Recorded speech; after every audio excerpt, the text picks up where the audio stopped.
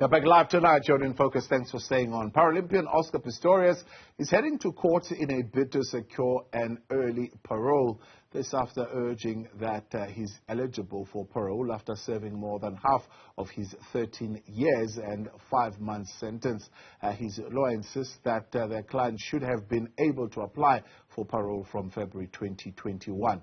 The Olympic medal winner is serving a prison sentence after killing his girlfriend Reeva Steenkamp on the 14th of February back in 2013.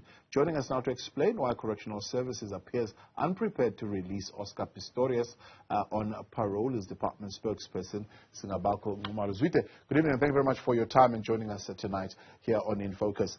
I'm reading some of the publications, in fact one international one, saying the Paralympian is forcing prison authorities to consider him for parole. Quite tough words, those. Do you have to be forced for someone to be considered for parole? A very good evening and thank you for having us. It's an interesting choice of words, but I think what we need to explain is that Section 73 of Correctional Services Act is very clear, stating that all inmates are eligible to be considered for parole placement after serving the minimum required time. In simple English, that is half of the sentence. And it doesn't guarantee that a person will be placed out, but the person has to be considered in checking whether this person is suitable and ready to be placed out there, and also looking at the risk. But the means test is that a person has to serve the minimum required time first before you check whether this person is ready. I think this is what is at play here. You will remember that Mr.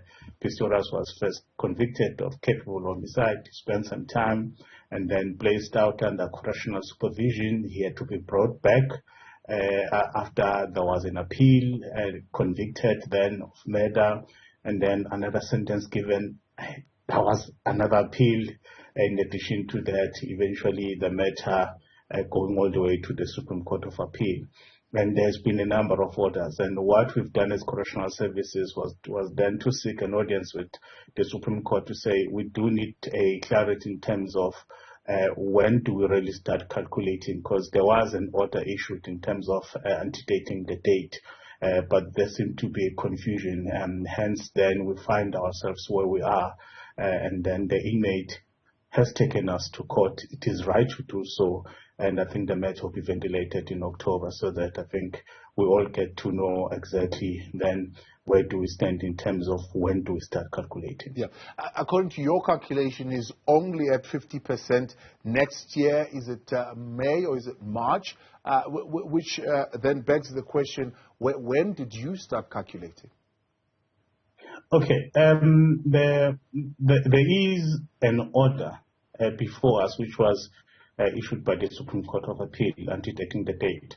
And that's the order which we then went back to them to say we do see clarity here because the calculations there didn't add up when we looked at them and how the system works in terms of the Correctional Services Act. And as we were busy with that, I think then the inmate felt that, I think now I'm being held, in violation of the court order. And it's a matter that then does require some degree of attention because there are two dynamics there. One, if it's not attended to properly, it may lead to what we call an erroneous release, where you place a person out if a person does qualify prematurely.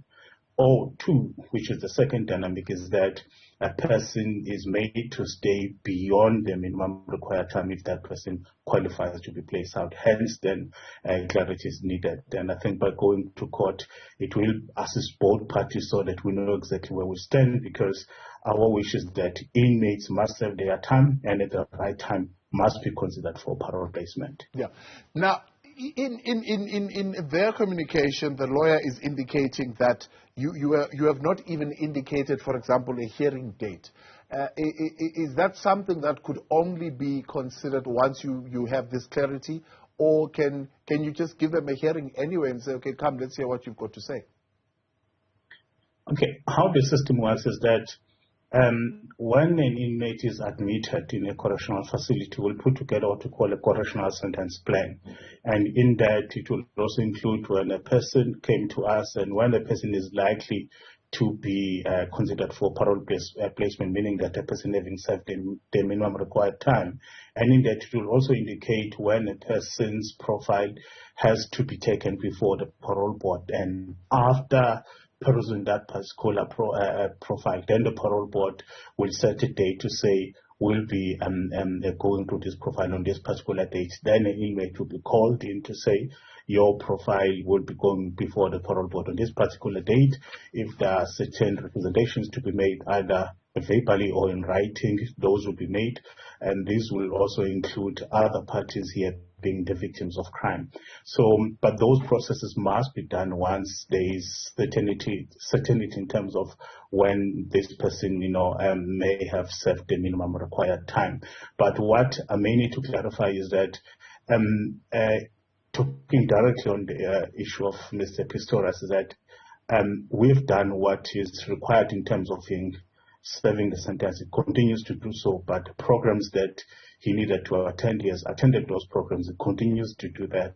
Yeah. You also remember that even took him to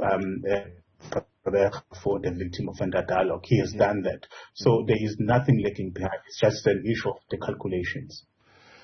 Well, I appreciate your time. Thank you very much for coming on and bringing that clarity there. Speaking for the Department of Correctional Services, Singabakho Nxumalo is the national spokesperson.